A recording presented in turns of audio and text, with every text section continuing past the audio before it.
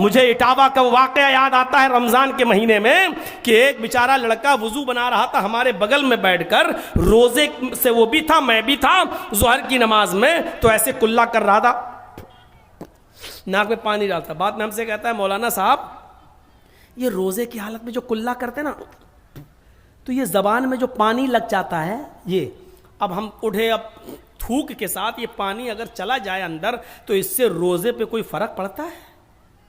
میں نے سوچا بڑا نیک آدمی ہے بیچارہ، کتنا باریک سوال کر رہا ہے. یہ کلا کیا تو تھوڑا تو پانی لگا ہے نا زبان میں، اب اٹھا تھوک گیا اندر تو پانی بھی چلا گیا، تو کیا اس سے روزے پہ فرق پڑے گا؟ میں نے کہا بیٹا کل جمعہ ہے، یہ مسئلہ کل میں بتا دوں گا، ابھی تمہیں اکیلے پتہ چلے گا، کل خطبے میں سب کو بتا دوں گا تو سب کو پتہ چل جائے گا. کہنے لگا مولانا صاحب یاد رکھنا، بتائیے گا ضرور. میں نے کہا ٹھیک ہے. میں نے نماز پڑھی اور نماز پڑھنے کے بعد اب مسجد سے جب نکلا تو لوگوں نے پوچھا کیا پوچھ رہا تھا؟ میں نے کہا کچھ پوچھ رہا تھا، کل بتاؤں گا جمعے میں. اچھا؟ تو ایک دو نے بتایا کہ ارے یہ تو بہت بڑا بے ایمان آدمی ہے، اپنی بیٹی کا حق مارے بیٹھا ہوا ہے، اپنی بہن کا حق مارے بیٹھا ہوا ہے. پورے محلے سے جب اس کی ہم نے تصدیق کر لی، چونکہ اب میں اٹاوا چھوڑ کے لکھنؤ رہنے لگا ہوں تو اس لیے اب اٹاوا کے جب لوگوں نے بتایا تو میرے دماغ میں وہی بیٹھا ہوا تھا. اب میرے یہاں اذان ہوتی ہے 12:30 پہ اور خطبہ نماز ہوتی ہے 1 پہ. میں 12:30 پہ ممبر پہ بیٹھا، میری نظر پڑی تو وہ سب سے آگے بیٹھا ہوا ہے، وہ سننے آیا تھا کہ مولانا صاحب کیا جواب دیں گے. میں نے 25 منٹ تو روزے کی اہمیت اور فضیلت پہ تقریر کی اور اس کے بعد میں لاسٹ میں کہا کہ لوگ مجھ سے مسئلہ پوچھتے ہیں کہ کلا کرتے وقت زبان میں لگا ہوا پانی اگر تھوک کے ذریعے اندر چلا جائے تو روزے پر کوئی فرق تو نہیں پڑتا. یہ مسئلہ وہ پوچھتے ہیں ہم سے جو اپنی بیٹیوں کا حق مارے بیٹھے ہیں، جو اپنی بہنوں کا حق مارے بیٹھے ہیں، یعنی اتنا بڑا جرم کر کے اپنے آپ کو جہنم کے عذاب سے بے خوف بنائے بیٹھے ہوئے ہیں اور مسئلہ پوچھ رہے ہیں کہ تھوڑا سا پانی زبان میں اگر تھوک کے ذریعے اندر چلا جائے تو بالکل کوئی فرق تو نہیں پڑتا. جیسے عبداللہ ابن عمر خانہ کعبہ کا طواف کر رہے تھے اور کوفہ کا ایک آدمی ان سے پوچھنے لگا طواف کی حالت میں اگر کوئی مکھی مر جائے تو حج پہ کوئی فرق تو نہیں پڑتا ہے؟ احرام کی حالت میں اگر میں مکھی مار دوں یا مچھر مار دوں تو کوئی فرق تو نہیں پڑتا؟ عبداللہ ابن عمر نے اس کو دیکھا اور فرمایا کہ دیکھو مکھی مارنے اور مچھر کو مارنے کے بارے میں وہ سوال کر رہے ہیں ہم سے جنہوں نے حضرت حسین کو قتل کر دیا ہے، جنہوں نے حسین کو شہید کر ڈالا ہے، جنہوں نے نبی کے نواسے کو قتل کر دیا ہے. نواسے رسول کے قاتل مکھی اور مچھر کے مرنے کے بارے میں مسئلہ پوچھ رہے ہیں.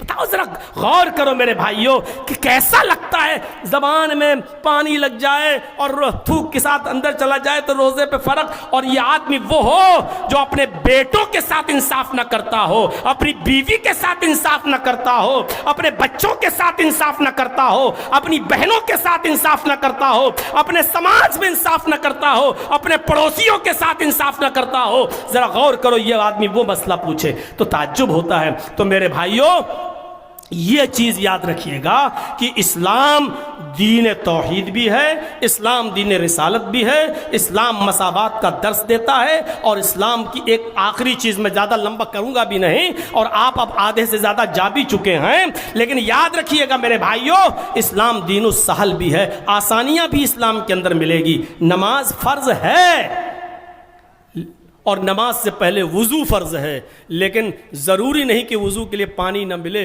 تو 1 کلومیٹر جاؤ. اگر پانی نہیں ملتا ہے تو پاک مٹی سے تیمم کر کے نماز پڑھ سکتے ہو.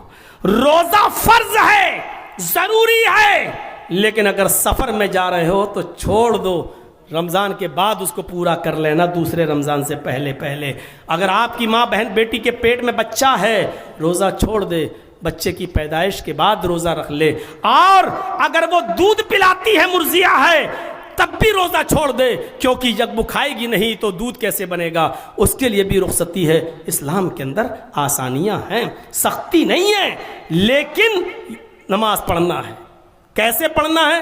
کھڑے ہو کے طاقت نہیں تو بیٹھ کے پڑھ لو، بیٹھ کے نہیں تو لیٹ کے پڑھ لو. پانی نہیں مل رہا ہے تو تیمم کر لو، یا پانی سے ڈاکٹر نے کہہ دیا جسم پر لگاؤ گے تو تمہاری بیماری اور بڑھ جائے گی تو پانی ہوتے ہوئے بھی چھوڑ دو اور تیمم کر کے نماز پڑھ لو. نماز پڑھنا ہے، ایسے موقع پر سنتیں چھوڑ دو، فرض پڑھ لو. میرے بھائیوں لیٹ کے بھی طاقت نہ ہو چین نہیں، سکون نہیں مل رہا ہے، تو ایسے بیٹھ کے زبان سے پڑھ لو سبحانک اللہم بحمدک و تبارک اسمک و تعالی جدک الحمدللہ رب العالمین الرحمن الرحیم. آپ اشارے سے نماز پڑھ لیں، لیکن پڑھنا ہے. اسی طریقے سے میرے بھائیوں، اسلام دین معتدل ہے، دین السہل ہے، اعتدال کا راستہ ہے اس کے اندر، درمیان کا، اور آسانی ہے اسلام کے اندر. اسلام کے اندر آسانی ہے. اسلام نے اتنا بوجھ نہیں ڈالا کسی کے اوپر، کسی کے اوپر اتنا بوجھ نہیں ڈالا کہ وہ اٹھا نہ سکے. اب غور کرو، بس ایک آخری حدیث پڑھ کے بتا دیتا ہوں آپ کو، بخاری کی روایت. روزے کی حالت میں ایک شخص نے اپنی بیوی سے ہم بستری کر لی. اب آپ تو جانتے ہی ہوں گے کہ کتنی بڑی سزا ہے اسلام میں. روزے کی حالت میں آپ بیوی سے نہیں مل سکتے ہو، اس سے آپ شاریرک سمبند نہیں بنا سکتے ہو. اور اس صحابی نے بنا لیا. وہ آئے اللہ کے رسول کے پاس، حلق تو یا رسول اللہ میں تو برباد ہو گیا. آپ نے کہا کیا ہوا؟ کہا اللہ کے نبی روزے سے تھا اور بیوی سے مل لیا، پراشچت کریے. آپ نے کہا ٹھیک ہے تمہارا پراشچت ہو جائے گا، لیکن تم ایک غلام آزاد کرو. پہلے زمانے میں آدمی خریدے جاتے تھے اور بیچے جاتے تھے، لڑکیاں خریدی جاتی تھی بیچی جاتی تھیں، اب تو نہیں ہے. تو کہا کہ اللہ کے رسول غلام آزاد کروں؟ مجھے تو خود دوسروں کی غلامی کرتے کرتے زندگی گزر گئی، میں کہاں سے غلام آزاد کروں گا، میرے پاس اتنی طاقت نہیں ہے. آپ نے کہا تو دوسرا آپشن بھی ہے تمہارے لیے، 60 روزے رکھو. 60، 50 اور 10، 60 روزے رکھو، سزا ہے تمہاری پے در پے. سزا یہ ہے، 60 روزے رکھنا سزا نہیں ہے، کنٹینیو رکھنا سزا ہے، ایک بھی بیچ میں نہ چھوٹے. اگر آپ نے 55 روزے رکھ لیے اور ایک چھوڑ دیا، آرام کر لو، پھر 5 ہی تو رہ گئے، بعد میں پورا کر لیں گے. ایک دن آرام کرنے کے لیے جیسے ہی رکے وہ 55 بیکار. اب پھر سے 1 سے 60 رکھو. جو لوگ روزے کی حالت میں مسئلہ نہیں جانتے سن لیں، بیوی آپ کی حلال ہے، لیکن اللہ کے حکم پہ چلنا پڑے گا. اسی کے حکم پر حلال ہوئی، اسی کے حکم سے ہی آپ کو چلنا پڑے گا. کب نہیں ملنا، کب ملنا. نماز پڑھنا ضروری ہے، لیکن اللہ اور اللہ کے رسول نے کچھ جگہوں پر نماز پڑھنے سے منع بھی کیا ہے. فجر کے بعد آپ کوئی نفل نہیں پڑھ سکتے ہو، عصر کے بعد نہیں پڑھ سکتے ہو، زوال کے وقت نہیں پڑھ سکتے ہو. یہی نماز کبھی ثواب ہے اور کبھی وقت غیر وقت میں پڑھ رہے ہو تو گناہ بھی ہے. اب سن لیجئے، آپ نے کہا 60 روزے رکھو پے در پہ. بولا کتنے؟ کہا 60. بولا اللہ کے رسول ایک روزہ.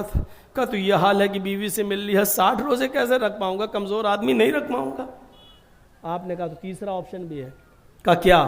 60 مسکینوں کو، فقیروں کو کھانا کھلا دو جاؤ. 60 کو. کہا اللہ کے رسول شاید آپ کو میرا بایو ڈاٹا معلوم نہیں ہے. کہا کیا مطلب؟ کہا میں کتنا غریب ہوں یہ آپ جانتے نہیں، آپ 60 مسکینوں کو کہہ رہے کھانا کھلاؤ. خود میرا حال یہ، صبح کھا لوں تو شام کو نہیں ملتا، اور شام کو کھا لوں تو صبح نہیں ملتا. میرا یہ حال ہے، میں 60 مسکینوں کو کہاں سے کھانا کھلاؤں گا؟ آپ نے کہا یار یہ 3 ہی آپشن ہے، چوتھا تو کوئی آپشن ہے ہی نہیں. غلام آزاد کرو نہیں طاقت ہے، 60 روزے رکھو وہ بھی طاقت نہیں ہے، تو 60 مسکینوں کو کھانا کھلاؤ. کہنے لگا تینوں نہیں ہے میرے پاس. آپ نے کہا اچھا بیٹھو. اوف، نماز کا وقت ہوا، اللہ کے رسول نے نماز پڑھائی. آپ نے صحابہ سے کہا تمہارے بھائی سے ایسی ایسی غلطی ہو گئی ہے، اب بیچارہ کفارہ ادا کرنا چاہتا ہے، پراشچت کرنا چاہتا ہے. اب اس کے پاس اتنا بھی نہیں کہ کسی کو کچھ کھلا سکے، اس کے لیے کچھ چندہ کر کے لاؤ تاکہ وہ اپنے گاؤں میں غریبوں میں بانٹ دے، یہی اس کا کفارہ ہو جائے گا. صحابہ کوئی 5 کھجور لائے، کوئی 10 کھجور لائے، کوئی 15 کھجور لایا، کوئی کچھ لایا. ایک ٹوکرا بھر گیا اتنا بڑا. آپ نے اپنے ہاتھ سے اٹھا کر اس کو دیا. لو تمہارے بھائیوں نے مدد کی ہے، جرم کرو تم اور سزا دیکھو سب کو مل رہی ہے، بیچاروں کو لے کے آ رہے ہیں. لو یہ. کہنے لگا کیا کروں اس کا؟ اللہ کے نبی نے کہا جاؤ تم اپنے گاؤں میں جاؤ. یہ دیکھیے گا منظر، جاؤ اپنے گاؤں میں، جاؤ اپنے گاؤں میں جاؤ اور اس کو اپنے گاؤں میں، اپنے قبیلے میں غریبوں میں بانٹ دینا. جاؤ، تمہارا جرم، تمہاری غلطی معاف ہو جائے گی، غریبوں میں بانٹ دینا. چیخ کر کہتا اللہ کے رسول اللہ کی قسم میرے پورے گاؤں میں مجھ سے زیادہ غریب کوئی ہے ہی نہیں. آپ کہہ رہے ہیں اپنے گاؤں میں غریبوں کو بانٹ دو، میرے گاؤں میں مجھ سے زیادہ غریب کوئی نہیں ہے. اللہ کی قسم آپ جا کے معلوم کر کے دیکھ لو. اللہ کے نبی بھی ہنسی نہیں روک پائے، صحابہ بھی ہنسی نہیں روک پائے. آپ نے کہا اچھا ٹھیک ہے پھر تم ہی کھا لو اور اپنے بچوں کو کھلا دو اور تمہاری غلطی بھی معاف ہو جائے گی. جاؤ جاؤ جاؤ. یہ آسانی ہے اسلام کے اندر.